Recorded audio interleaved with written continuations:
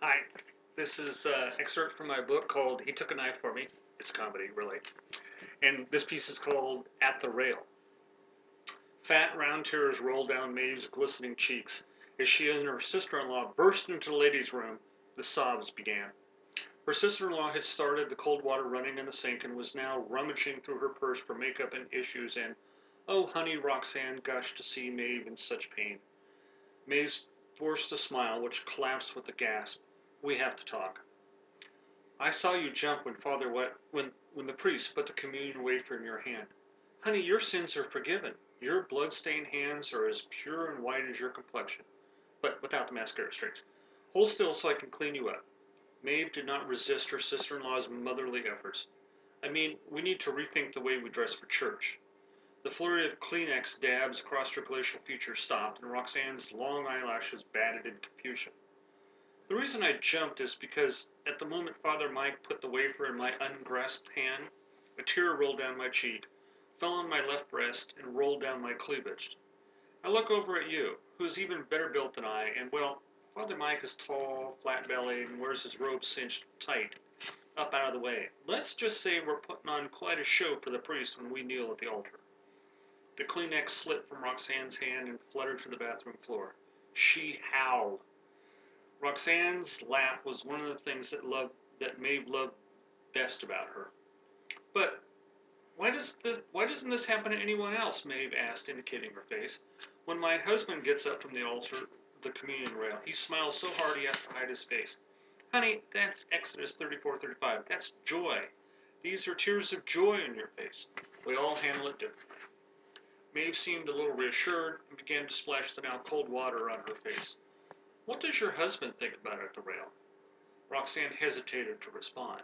Maeve looked up from the sink. "I don't know," Roxanne mumbled, avoiding eye contact. "You don't know." Maeve turned to see Roxanne standing on the edge of the room, absently tapping on the handrail for the handicapped toilet. "I've seen his eyes after communion," Maeve continued. "Oh my goodness. At his special moment with God, your husband only has eyes for you. I'm sure he's thanking the Lord, too, for you and your husband and our children and grandchildren," Roxanne stuttered out weakly. "Oh, bull," Maeve guffawed and waved the argument away with her hand. "Our husbands have been best friends forever, and Stan doesn't look at my husband like that from the communion rail." Maeve was smiling again, and though embarrassed, Roxanne wanted to keep her that way. Maeve's cell phone rang out with the battle charge from Dos Marias. "Ignore that," Roxanne said. "The boys can wait." But Maeve was on a roll, and with glee mounting her features, asked, "And what do you think about at the communion rail, Roxanne?" Roxanne wanted Maeve to keep smiling. "So, well, God forgive me, but I kneeled there staring up into that angelic face, that smile like dawn on a spring day, those golden curls, those long legs, and, as you point out, his flat belly." "Are you talking about Father Mike?" Maeve blurted out. "Father what a waste, you mean. Have you seen him jogging the loop around town in spandex?" Now Roxanne's cell went off. "Our husbands can wait. I'm talking about Mr. Sweet Cheeks. I'm going to take up jogging so I can follow that ass around town. Can you see me juggling these melons 4.8 miles?" Maeve was giggling. Roxanne hefted her ample bosom to demonstrate and found Maeve sobbing again, a look of horror on her face. "I'm a good woman," Roxanne continued undeterred. "I've got no designs on his body. But that's God's gift to womankind, and—" Maeve's open right palm fell firmly across Roxanne's red lips.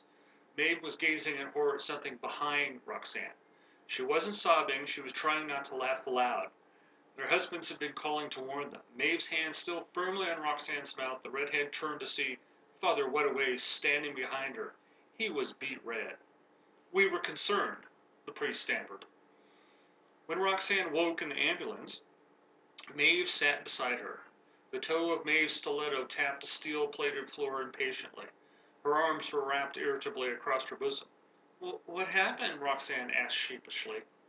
"I'm pretty sure you pretended to faint, but the concussion you got when your head hit the handrail is real." They both laughed until Roxanne groaned with the pain it caused her head.